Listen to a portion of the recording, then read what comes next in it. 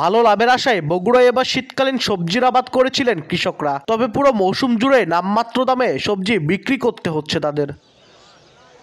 বগুড়ার মহাস্থানার সবজির মোকামে মূলা ফুলকপি 3 টাকা কেজিতে ও বাঁধাকপি প্রতি পিস বিক্রি হচ্ছে মাত্র 5 টাকায়। অন্যান্য শীতকালীন সবজির দামও 10 টাকা কেজিতে।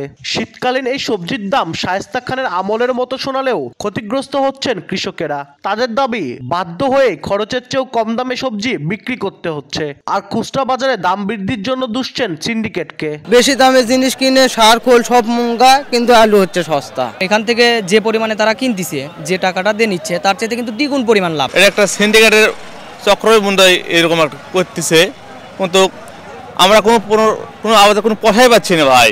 জেলায় এবার 12,000 হেক্টর জমিতে শীতকালীন সবজির চাষ হয়েছে। মহাস্থান হাট থেকে প্রতিদিন 60 থেকে 70 ট্রাক সবজি দেশের বিভিন্ন জেলায় সরবরাহ হয়। আব্দুল আউয়াল, সময় সংবাদ, বগুড়া।